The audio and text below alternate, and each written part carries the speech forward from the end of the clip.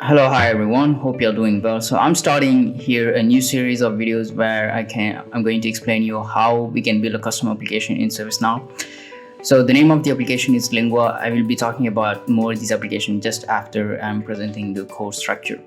So what we are going to learn here, the first thing is how to build the custom tables, form, list views, and define roles, access control, how to define view role based on a logged-in user, for example, and create modules, related list, everything related to application view and access basically. And then we will be moving on writing some script. So pretty much two different view actions, few client script, and around 4 different script includes. So let's begin.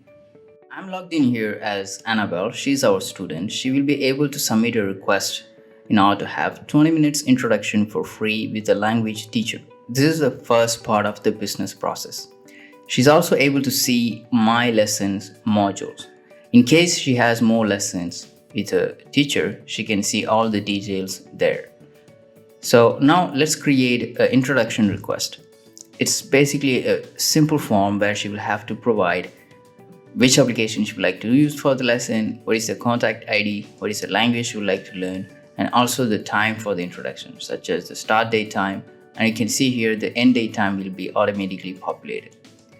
We have now successfully created our request, and you can see we have one more field, which is the request status field. Okay, let's see now from the perspective of a teacher. I'm logged in here as Alba. Alba, she is our teacher. As you can see here, she has more modules: unassigned introduction, my sales. So she can see all the introduction created by different students in the unassigned introduction module. She will be able to take the request and assign to herself. So let's see that in action. Okay, so this is the request created by Annabelle that we have here, and you can see the assign to is empty. So I'm going to click on the request and then assign to myself. Here it's going to be Alba, and then click on update. Okay. From now on, we will be able to pick the introduction from My Introduction. So I'm going to click on My Introduction and then try to schedule a meeting for the proposed time. So I'm going to click on conflict check in order to check if I can schedule for this time a meeting. I have a message you can schedule. In this case, I will be able to create a meeting in both people's calendar. So basically, I have a query which is running behind and checking if there is already an event or not for the proposed time, which means here from 9:45 to 10:05. In our case, we don't have any event, so I can create. So now I can click on schedule, which is going to basically create 2 records in my user calendar. So I do have here one for Annabelle and another one for Alba. So you can see here, this is exactly a calendar record. So now let's see what Annabelle she will be able to see in her request. As you can see here, we have 3 different changes. The first one, all fields are grayed out. The second one, we have a new field assigned to, and we can see who is the person who is actually working on this request. And the third one, the request status is changed from requested to scheduled. Okay, let's say that Annabelle, she's satisfied with the introduction and she would like to buy more courses or more online classes. In this case, what we are going to do, we are going to change the request status to fulfill. So we are going to finish with this student request, and then we are going to create a new record, which is going to be our sales record. We won't exactly know when she's making the buying decision.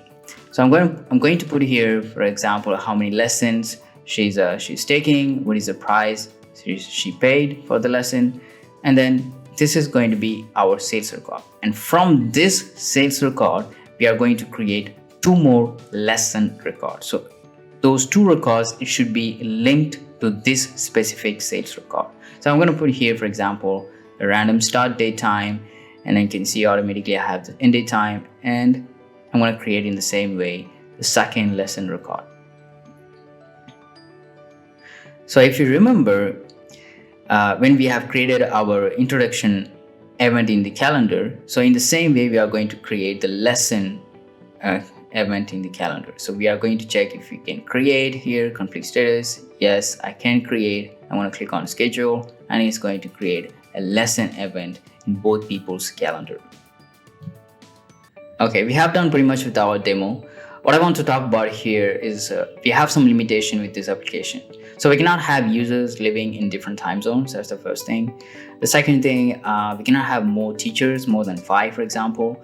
If we have more than 5, we should have some sort of tracking system in the application to know who is doing what. And the third thing, we don't have some kind of registration process. Completely an external person can become a user of this application.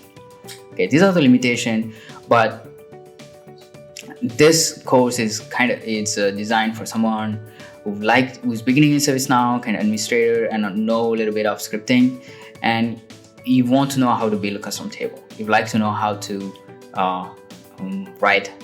work with the access control, or write a view rule, create a relationship between tables. An example of client script or an example of script include. You want to know what is like to write an example of client script. So these are the things, these are the takeaway, or also how to take a random business problem and solve that, and look at that problem, and then how you can bring a solution for that problem. This is also a takeaway. This is something I would say this is extremely important, because it is not just you have a software where you can actually write some code, okay, but you actually think about, oh, we have a problem here, so how we can turn that problem into a solution, what we can bring things here, how we can connect different things and put together and try to find out a solution for that. So that also should be a part of way of thinking for everyone who is actually beginning in ServiceNow or developing an application generally. So thank you for watching. Hope you will like it, and see you in the next video. Bye.